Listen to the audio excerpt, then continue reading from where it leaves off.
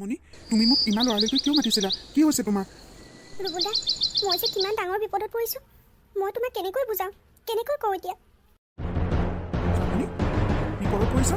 কি বিপদত পৰিছা তুমি? মই একোৱে বুজি পোৱা নাই। তুমি মোক ভালদৰে বুজাই দিয়াচোন। ৰুবুলদা, তোমাক ভাল পোৱা দিনাখনৰ পৰাই মই যে শান্তিত থাকিবলৈ পোৱা নাই।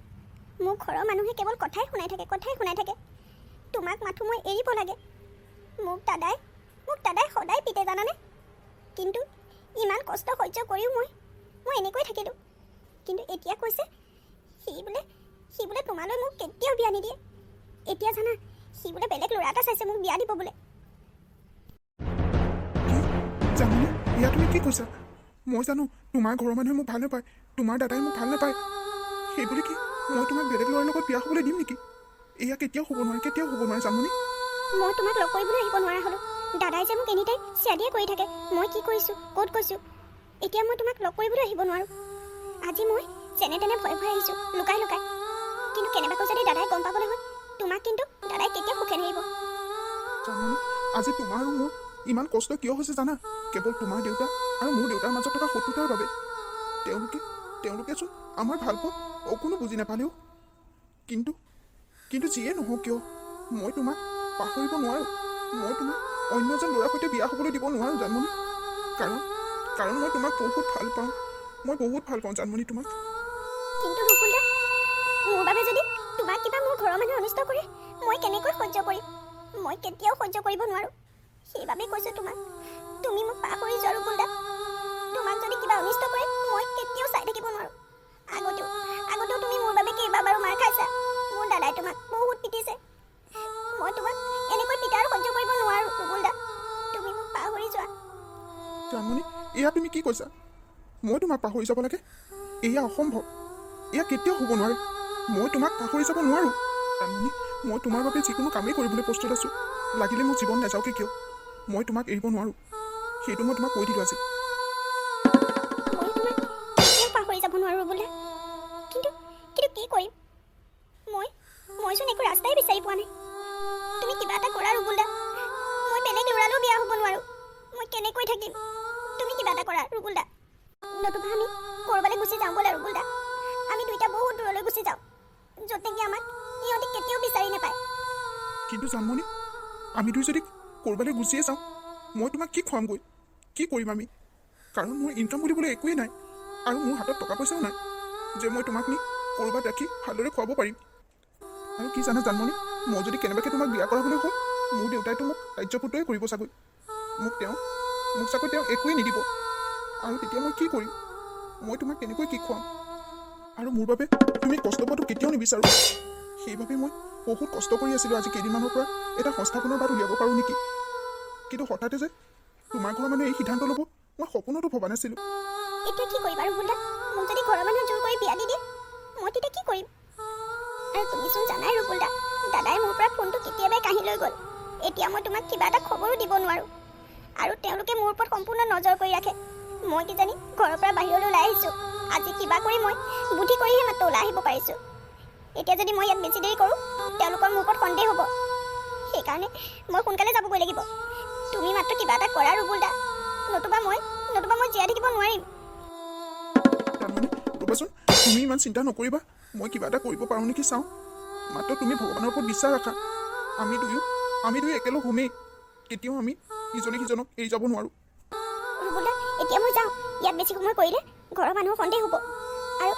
আৰু মোৰ বিশ্বাস আছে তুমি অতি সোনকালে কিবা এটা কৰিবা। তুমি মাত্ৰ মোক খবৰ দিবলৈ চেষ্টা কৰিবা। মই কিবা এটা কৰি ঘৰৰ পৰা ওলাই আহিম। এতিয়া মই যাওঁ, নতুবা দাদাই ইয়াতে পাবলৈ হ'লে তোমাক দাদাই সদায় নেৰিব। ঠিক আছে তেনেহ'লে জানমণি, তুমি যোৱা। মাত্ৰ তুমি ভালে থাকিবা।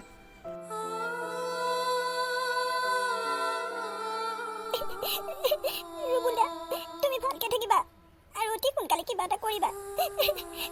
মই যাওঁ।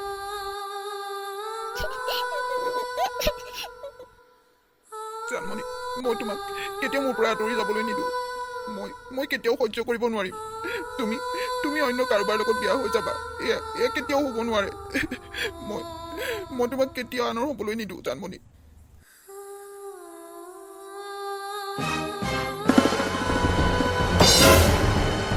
তই ক'ত গৈছিলি? তই শুনিছনে নাই? ক'ত গৈছিলি তই? দাদা মই কাকলিৰ ওচৰলৈ গৈছিলোঁ। কি কাম আছে তোৰ? কাকলিৰ ওচৰত কি কাম আছে তোৰ? কিয় গৈছিলি তাইৰ ওচৰলৈ?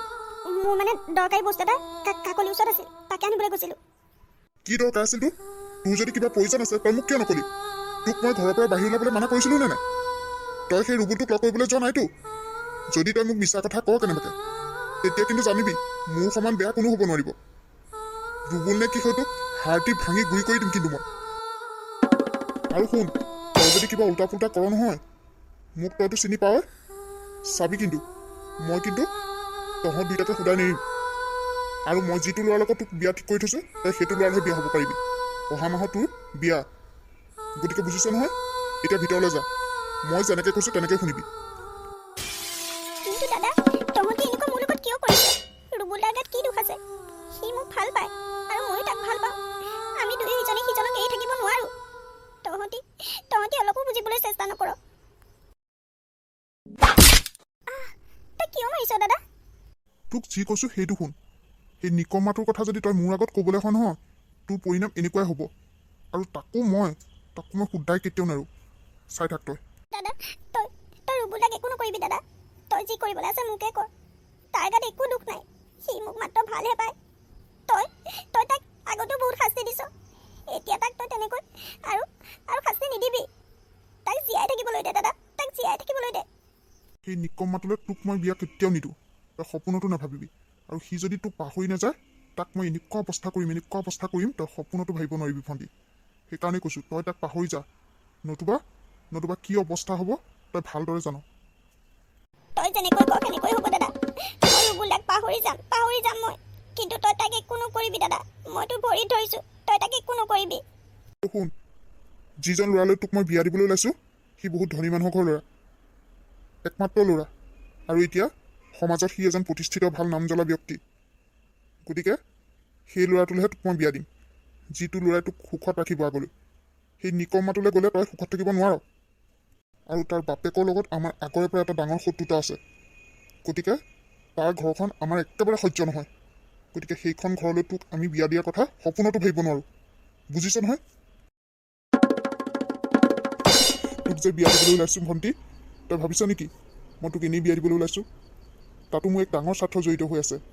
সেইখন ঘৰলৈ বিয়া দিয়া মানে ইমানখিনি সম্পত্তিৰ অধিকাৰী কেৱল তই নহয়, তাৰ অধিকাৰী ময়ো হ'ম। সেইকাৰণেতো তোক মই সেইখন ঘৰলৈ বিয়া দিবলৈ ওলাইছোঁ। কিন্তু তাৰ আগতে ৰুবুলক কিবা এটা ব্যৱস্থা কৰি ল'ব লাগিব। কেনেবাকৈ যদি ইহঁত দুটা পলাই গুচি যাবলৈ হয় নহয়, মোৰ চব প্লেন পানী হৈ যাব। নাই মই কিবা এটা কৰিব লাগিব। বিৰুভাই ক'ত আছ তই মোক আবেলি লগ কৰিবি। তোৰ লগত এটা বিশেষ কাম আছে মই মোৰ প্লেনটো ছাকচেছ কৰিবই লাগিব, নতুবা সকলো পানী হৈ যাব। যাওঁ, বিৰুভাইৰ লগত কথাখিনি পাতি লওঁগৈ।